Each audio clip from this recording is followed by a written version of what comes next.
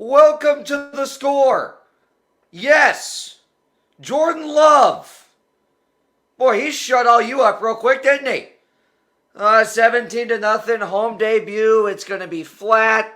Oh, he's tanking it at Lambeau. He can't handle it. Oh, wait a minute. How about 18 unanswered points in the fourth quarter against the league's fifth best defense? Guess what I don't hear? Critics. They're crickets. Everything, I know I'm biased. I get it. I know that.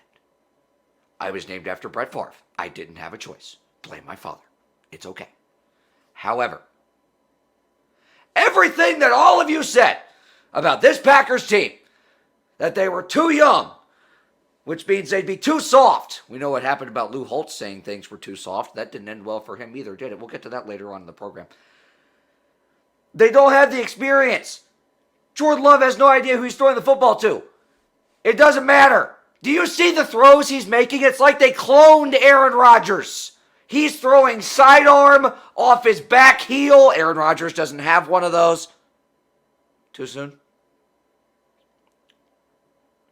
Anyways, bear in mind, this Saints defense came into the game with the 7th best pass rush, 3rd best pass defense, 5th best defense overall.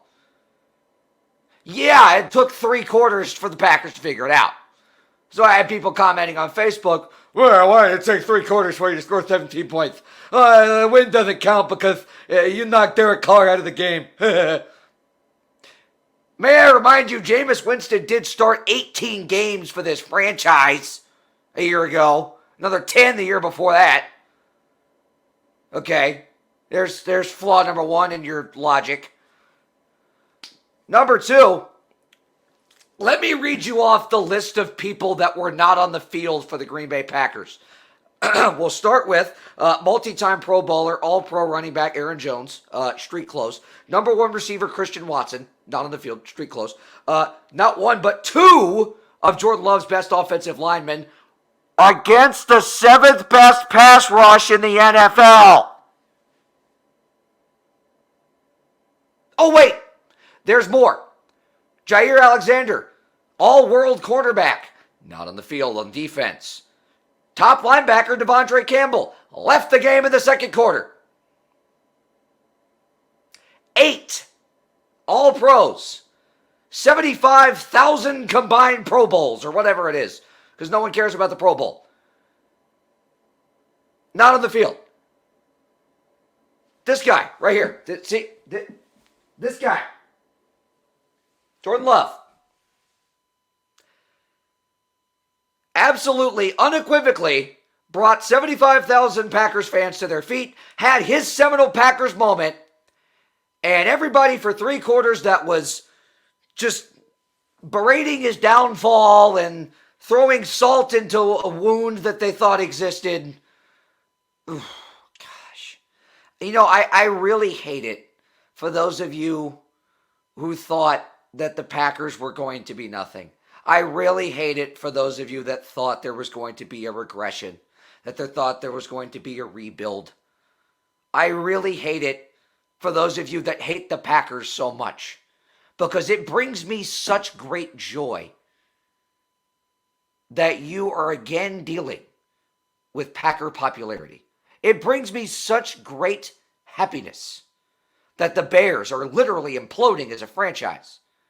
Their defensive coordinator resigned for reasons unknown, we think. $100,000 of stadium equipment was stolen from Soldier Field, which, by the way, the Bears don't own. The city of Chicago does.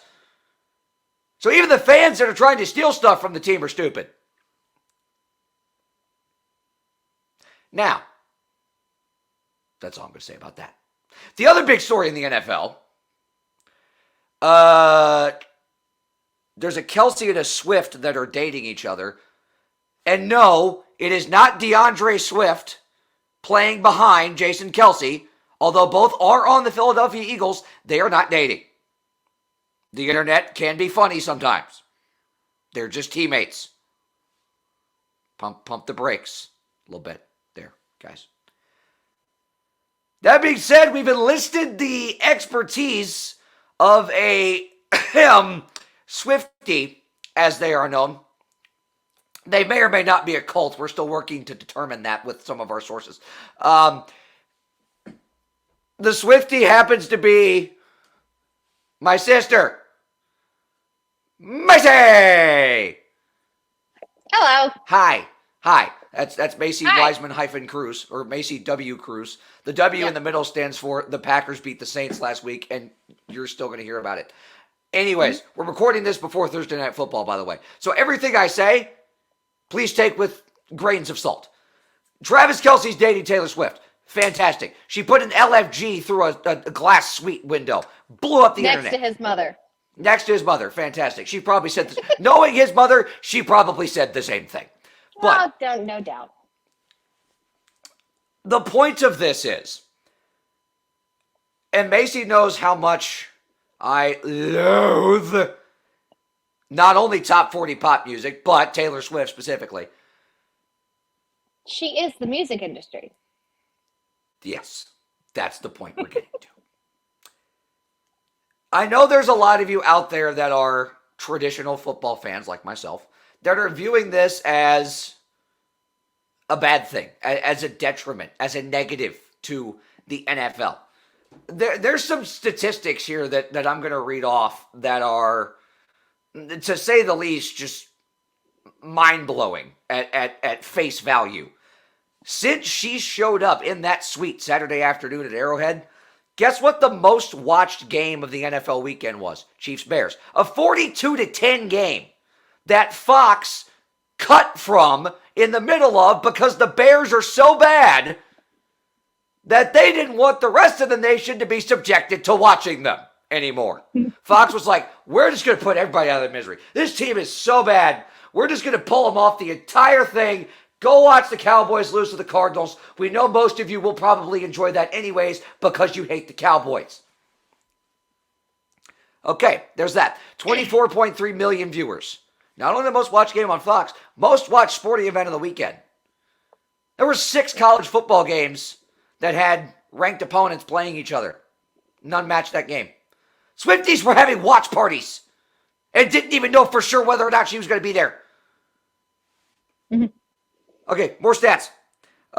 There's been a 400% spike in jersey sales for Travis Kelce. And it's projected that his female jersey sales have surpassed his brother, and he was the number one in the league in female jersey sales at one point. Sorry, but Jason. Projected to have already surpassed. Here's what I wonder. How many not quite football knowledgeable as you are, Swifties, are going to go purchase a DeAndre Swift Eagles jersey and be like, oh, look, they gave Taylor Swift a number? Probably not as many as you think, because you underestimate the level of internet research. And it is a cult. I'll say it. It's a cult. There it is. All right. We have confirmation. I'll say it. You underestimate how much this overtakes our life.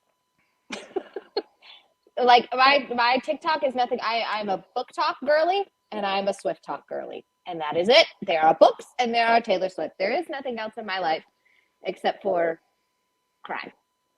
But that is my job. So. See, sports fans, they're not much unlike us. They have an obsession.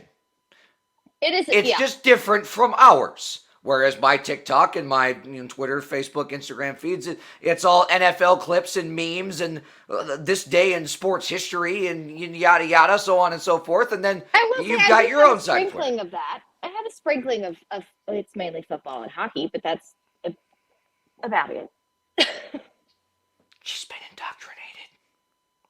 We may or may not have had something to do with that. I didn't have a choice. You were named after Brett Favre. I didn't have a choice in the matter. I might be older, but I didn't have a choice. Okay, so family story time. If you want to know why we as a family are so football obsessed, we went to Disney World when the person on the right-hand side of your screen was 5. I was 2. I forgot about this thing. The guy that named his son after Brett Favre is videotaping. Again, this is 1999. 2009. No. So Is it? Or was it 2000? it might have been January of 2000. No Either way, the way. Packers had missed the playoffs that year because those were the 2 years where Ray Rhodes was the head coach. And those are years that people just tend to forget and wipe off the record. Anyways, our father was videotaping this. He sees a man in the Packers hat. Wait. He was supposed to be videotaping me in the story. I'm sorry, yes. Bell. He was videotaping Macey in story time with Tinkerbell. I was Chip as the little teacup. She was a little teacup. With Bell, not Tink. Yes. Tink was not involved. Completely different. Whatever. Whoever Bell is. No, I was 2, okay? I was 2. Okay. Well, they own ESPN, so I kind of have to. Again, no, you're Disney. To end the long story, because we both have ADHD and our Adderall has worn off. Oh, well said. Dad pans over, sees guy in a Packers hat. He's supposed to be filming his daughter, by the way, who's having like a seminal life-altering moment. Waves at the Packers fan, yells at him. They have a conversation. My mother hits him in the arm. The camera shakes like a spaghetti noodle. It's, fantastic. But Travis Kelce's got 383 Instagram followers. There's a 63% jump in female viewers, ages 18 to 49. Which is something the NFL has been trying to accomplish for years, might I add. Yes. A 3-time increase in Chiefs web searches. Sales on StubHub also up 3. And the Chiefs sold more tickets in a single day than they had the last 3 seasons. Not this season, not last season, 3 seasons.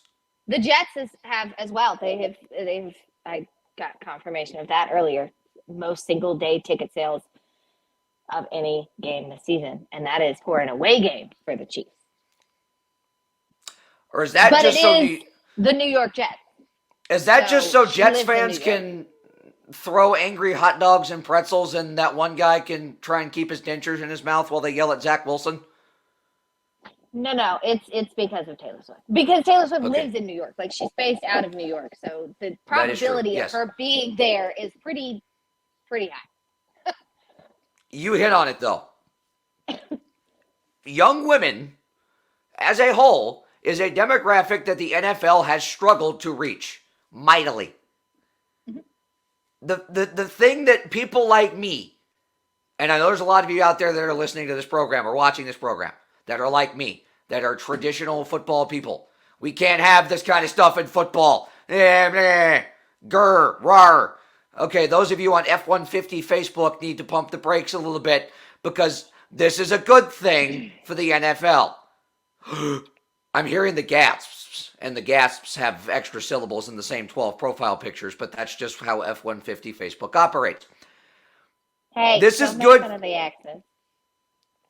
This is good for the NFL because this is a demographic they have been struggling to reach. You can't just ignore the numbers. Regardless of whether or not any of the new 24.3 million people know what on God's green earth cover 2 is, they're watching football. Now, Macey comes from the Wiseman household, meaning that she knows what she's talking about. She knows what cover 2 is. She knows how to look off a safety on a read option. Brittany in Fresno does not. But she's watching football, is she not? She's learning football. Football. Because that I have discovered through I was in court for half the day, but just through my little bit on TikTok today. They are learning football. They are actively learning football. Now, whether they're learning it correctly, I can't be accountable for, but there is learning happening.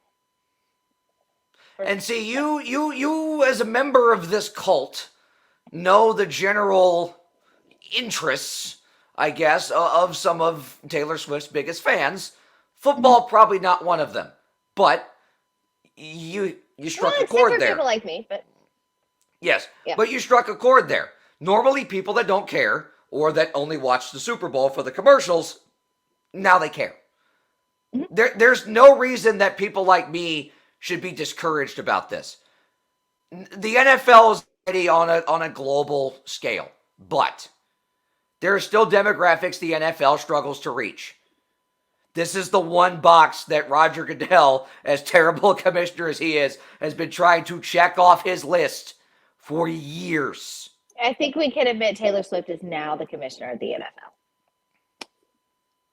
You know what? As much Or at as least I she should loathe be. Roger Goodell, the loathe meter on Goodell and Swift, Goodell's up here. Swift is, she's not quite as high as Roger. Her publicity, her marketing skills, her whole existence, by far, just marketing herself, should make her eligible to be commissioner of the NFL. It would fix a lot of problems. Does Taylor Swift know what a catch is? I'm sure she does. Well, here's the thing, and why. Because Roger doesn't. That's the problem. I'm 100% sure that Taylor Swift does, for one of two reasons. Reason one being her dad is a giant Eagles fan, much like our father. So, again, I don't think she really had a choice in the matter. She grew up an Eagles fan. She is an Eagles fan. She knows football. Or she knew there was going to be a ton of cameras on her, and she always is prepared, and she did her research. However, I do think this was not a first-time thing. This was not a first date. They have been talking, and things have been happening. So she has had time to do her research, if that's the case. But I think it's the first one because of her dad. Tabloid gossip, background, etc. time, since you probably know more than I do. How long had this been going on before any rumor spurted out? You know, the first that I had heard anything was Ian Eagle worked in a Taylor Swift joke when Kelce caught a touchdown in Miami a couple weeks ago, and I was like, why are we freaking out about this? Oh, honey. That man had a friendship bracelet and a dream. I'm just going to say that. He went to the Kansas City shows, wanted to meet her, wanted to give her a friendship bracelet, because if you don't, let me explain. There's a line in a song called You're on Your Own, Kid, on the latest original release album called Midnight, talking about making friendship bracelets. So everybody at the concerts makes friendship bracelets, exchanges them, thus and such. He made a friendship bracelet with his phone number on it and wanted to shoot his shot. This was in July, like early July. He mentioned this on his podcast, July 26th or something, 20-something, that he had done this. And because she sings 44 songs for 3 hours straight without a break, has to rest her voice. So when she's done singing, like, she's exhausted because she's danced for 3 hours in heels, which is a feat for anyone, let alone just one singular human. But anyways, that all happened. He got very upset that he didn't get to shoot his shot, and then put it on the podcast, and it went viral. And that was the first of it. And then people just kept making jokes about it because of how viral it went. His teammates started making jokes about it. His brother started hinting to it in other press things, that they were doing well and the rumors were 100% true and things of this nature. And then she just, Taylor Allison Swifts her way into a Kansas City suite in Arrowhead Stadium. And then they drive off in a getaway car, which is an Easter egg because Reputation would be the next announced album re-recording. There you have it. That probably it was all strategic. It was all strategic, choreographed. Everything with her is a strategy, but I do think they are actually dating, and I do think this is a good thing, and I do think they are good for each other. Okay, from your perspective, I gave my perspective of why this is good. From your perspective, why is Swifties tuning into the NFL a good thing for the NFL for sports, period? Well, I mean, the main one is reaching the demographic that that the NFL's been trying to reach forever. It got women of my age and younger interested in football for the first time probably ever. And I mean, I went around my office yesterday and no one really knew who Travis Kelce. There were a couple of people who knew who Travis Kelce was, but the second that I said, because there are a lot of women in my office, the second I said it's the guy who's dating Taylor Swift, they immediately knew, and now they're like, oh well, now I'm going to watch the football game now. So it's going to bring up viewership. It's going to bring in more money on jersey sales, on ticket sales, on generally just more money.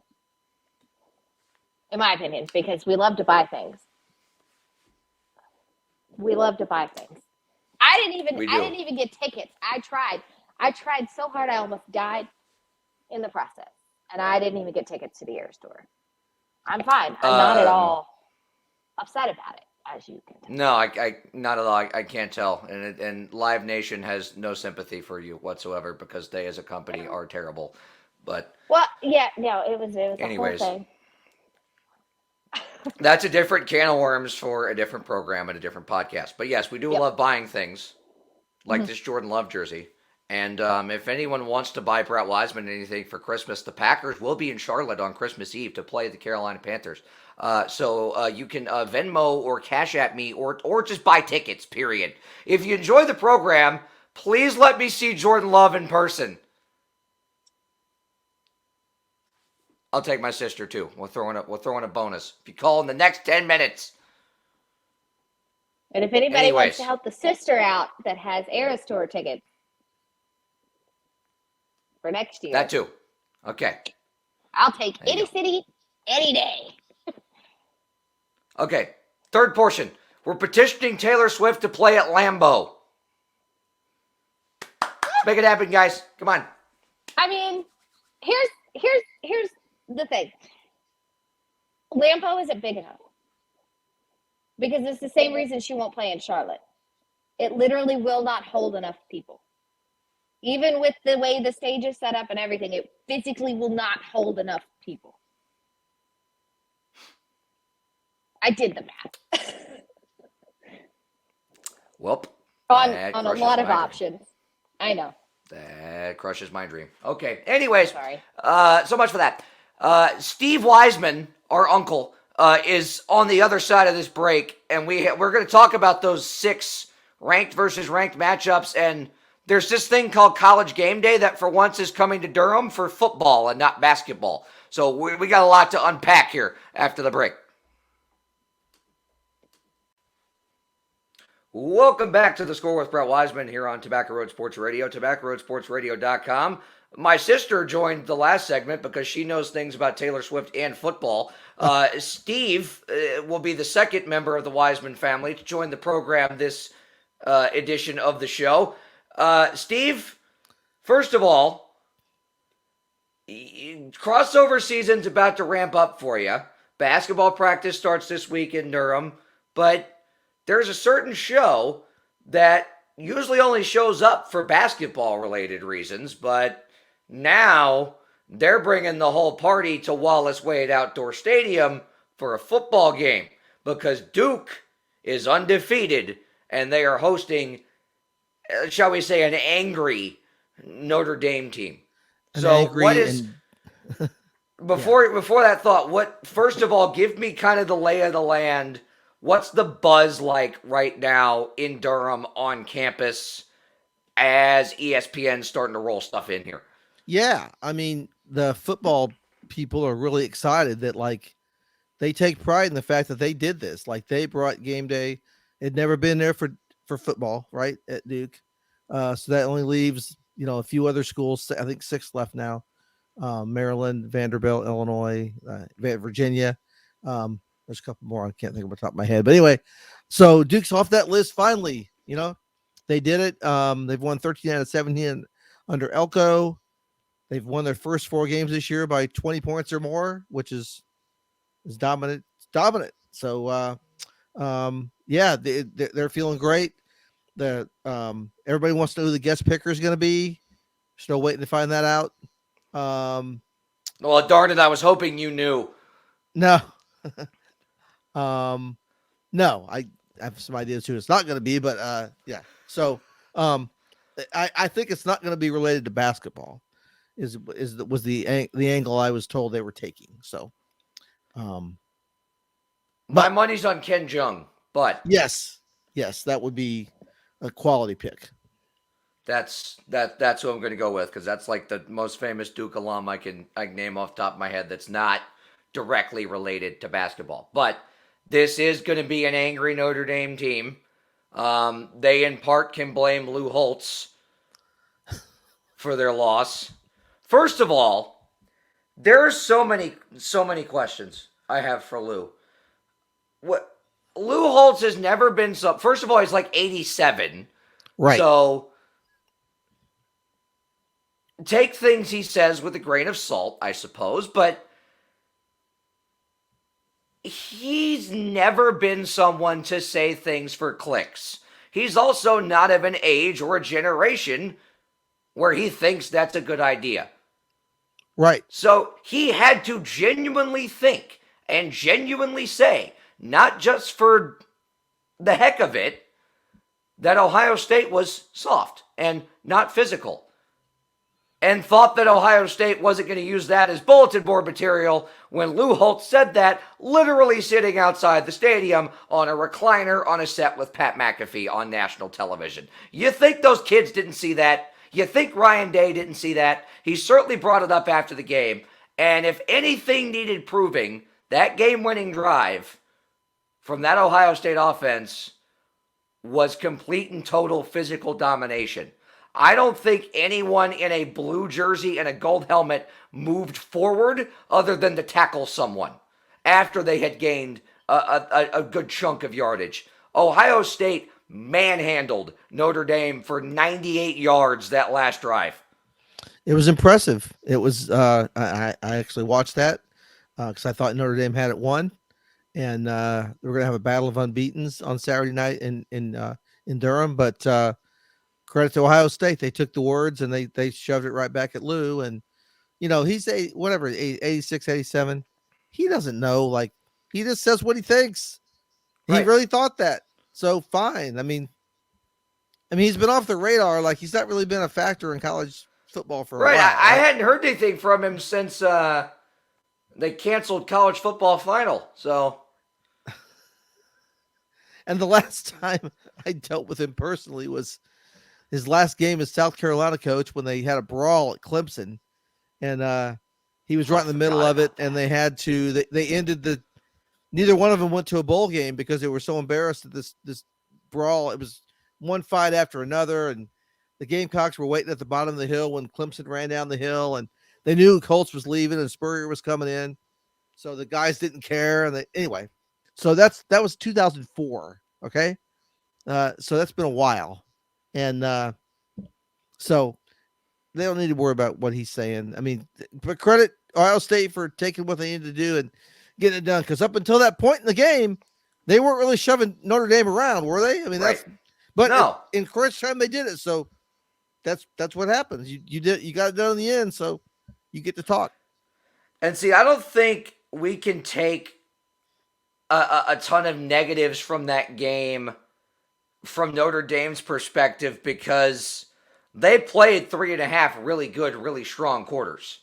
They had one less than stellar drive defensively, just happened to be the most important drive of the game. I don't think Sam Hartman played bad. I think he played a really good defense, and he took what was given to him and was able to do what he was able to do with that. I didn't think that game was going to be high scoring anyways. That was going to be a battle of simply who wanted it more.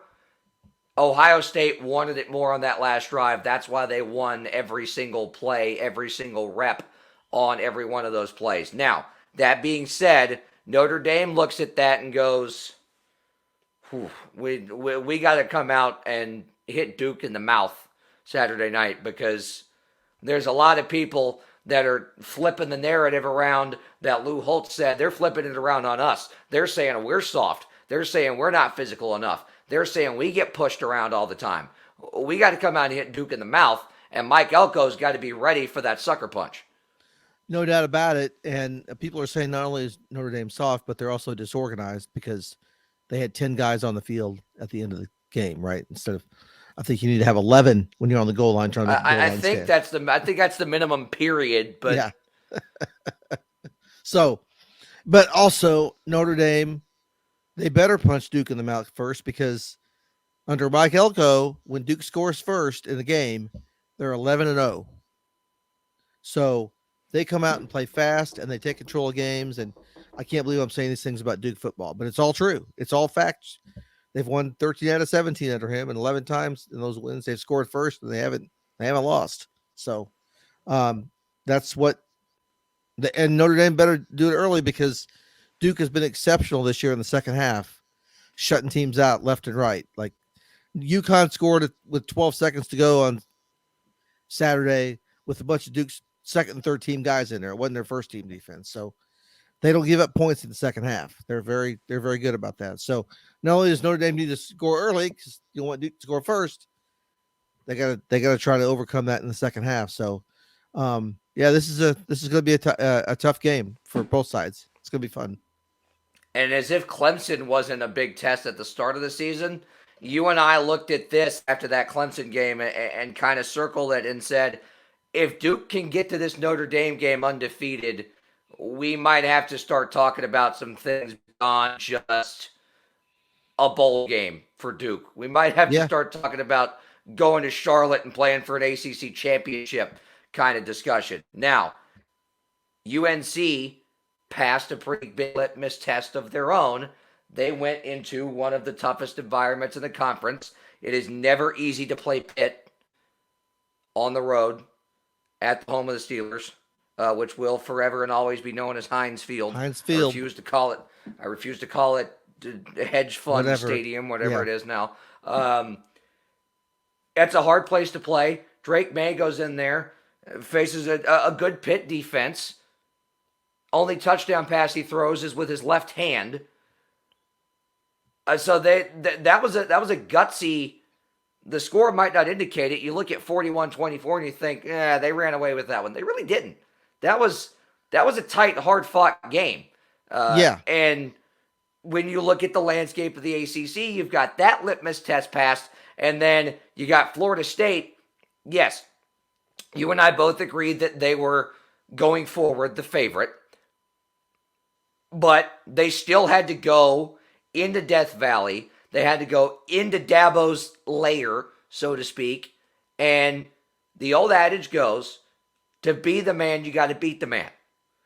They went in there and they had to cut the head off the snake, and they did. So now we're potentially talking about Clemson being fourth behind a Florida State, a Carolina, a Duke. That's right. There's 6 undefeated teams in the ACC still at this point. It's amazing Clemson's not one of them. Not only one loss, they got 2, and they're 0-2 in the conference.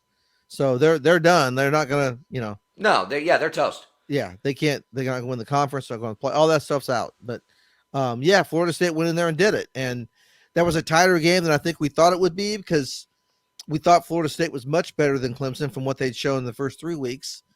But that wasn't true. So maybe this makes Duke look a little better, right? Maybe they're again, that gives them a little boost. But Florida State is in the driver's seat. They have a home game with Duke coming up in about a month here.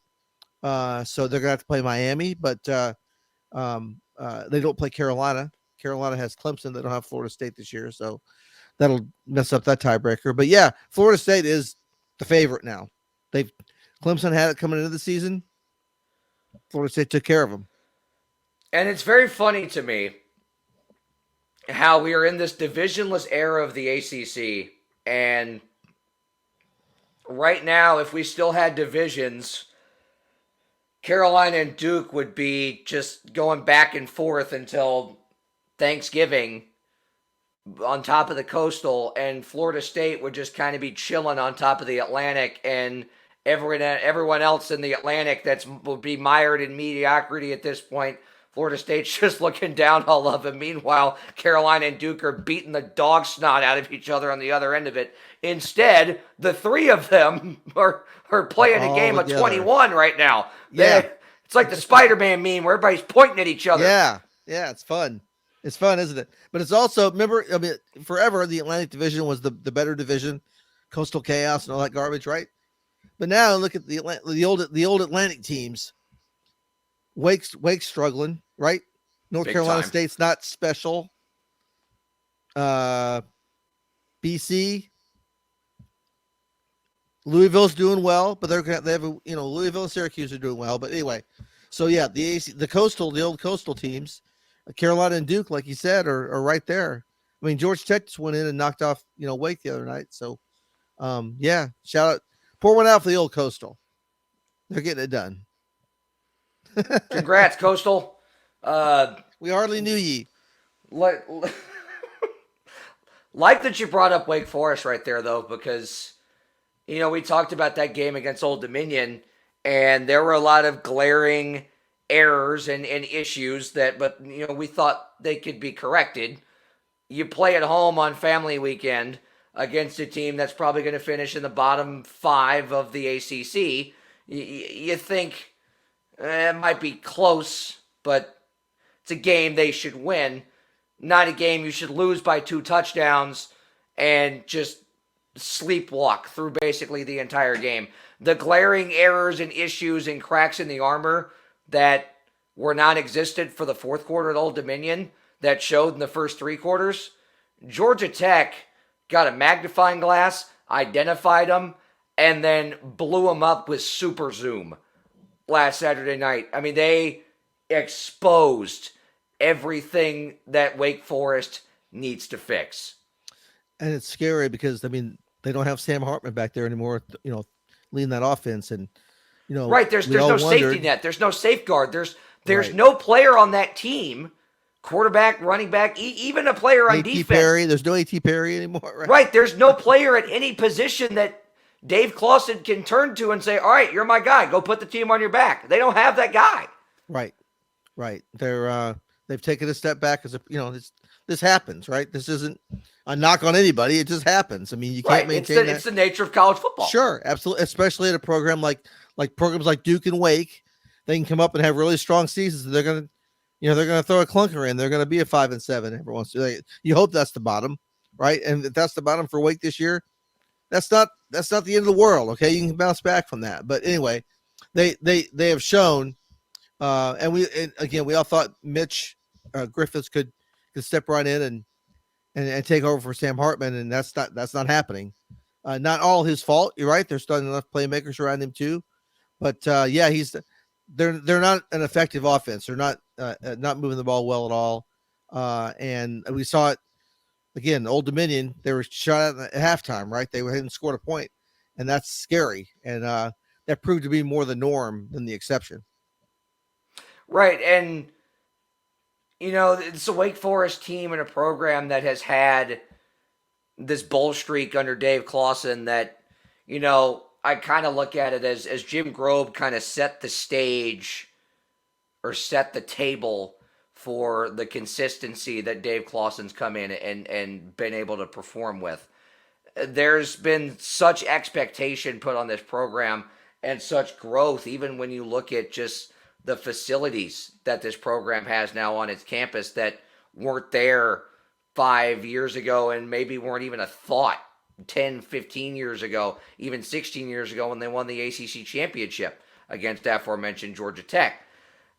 When you look at the expectations and the mood of this program, this is uncharted waters for Dave Clawson at Wake Forest. And I have a hard time believing that he's going to be able to right this ship enough to even get to 6 wins. I think you're right with the 5-7. Simply, this isn't something that Dave Clawson is used to, much like you and I aren't used to the Cardinals having a losing season. The last time that happened was when I was in the 4th grade. So here we are. How does Dave Clawson handle this situation? Yeah, he's got to rally them and find some internal leadership. That's going to be the key thing there. And somebody's got to want to be the guy. Like you said earlier, nobody is that guy. And you hope you can find somebody in there can be the guy, and maybe they can, again, NC State is beatable. Maybe they can get them. Again, you look down the schedule and try to find, 3 more wins here to get to a bowl. And that's what they need to do. So, they're not a team that can compete for the ACC title this year. I think they proved that with Georgia Tech loss. And yeah, you lose to Georgia Tech at home, you don't deserve to go to the ACC championship game. Exactly, right. I'm sorry. So you've got to reset your goals, and you've got to find somebody that wants to fight for what's there, and because this is where strong programs stay strong. Where like I said earlier, you have a step back season, but you don't want it to be 3-9. That gets people fired. You want to have, if your step back season is 5-7 and you're wake, in the next 2-3 years you back in a bowl game every year, you can live with that. And that's what somebody on that team now has to step up and say, this is us. We're not gonna be 2-9 or 3-9 or whatever, and have that go on. Right. There has to be the person on that team that steps up and says, hey, look, we're not going back to what Wake Forest was before Jim Grove. We're not going back to, getting maybe 1 or 2 signature wins every once in a while, and then every time App State comes in and we regularly play this FCS school, which I guess Elon is the App State now. They just play them all the time. Right. We're not just going to lose to Elon every time they come in and let them walk all over us. We're not going to beat Clemson once every 3 years. We're not going to beat Florida State once every 4 years. This is a football school now. Right. And, when you look at the next month for this team, it's going to be hard. The only road game they've played to this point was a disaster for 3.5 quarters, thereabouts. Their next 3 games are on the road in the ACC. They don't play another home game for a month until Pitt comes on October 21st, and Pitt is not easy. So Dave Clawson is going to have to find that leader a lot faster than I think he wants to, but it's also dependent upon, and the onus falls upon the guys in that room and the senior leadership, which may be smaller than in past years, which is not an excuse, but a reason why some of these things may be happening. But one of those guys has to stand up and just say, hey, we're not going back to 2005. Like that's done. Right. And they have Clemson coming up, they have Florida State, they have Duke, but they also have Virginia Tech, which is winnable. They have NC State, which is beatable, unless you completely fall apart. And Pitt, you mentioned Pitt, tough game, right? But Pitt isn't. They've shown the last few weeks here when they lost to Cincinnati and lost to West Virginia and Carolina, like they're missing something this year too. So that's not as tough a team. So anyway, it's there. The possibility is there for Wake to still get to a bowl, but they got to find that internal leadership. We will end by going on the national spectrum. Since you are an AP voter, there is one thing that I figured out in Oregon, in the state of Oregon, that they do a pretty good job of baking. That would be humble pie. Because Colorado walked in there, and if no one has gone to Oregon's social media channels and seen the NFL film style cinematic recap they did of the game, where they have clips of Colorado's players just jawing and throwing all the trash talk possible in the world in warm-ups, and then Oregon goes out there and just absolutely runs circles around them. Right. They got it done. You can't make this stuff up. Right. And then you go back and listen to what was said in the locker room before the game. Yeah. They play for clicks. We play for wins. You heard what that same guy that said that before the game, heard what he said before the season started. Remind me the last time Colorado won anything. Exactly. So there you go. I mean, all the credit in the world to Oregon, but I didn't think this was going to be, and you didn't really think it was just going to be either a game that would be won by 30, 40 points. You and I. Not at all.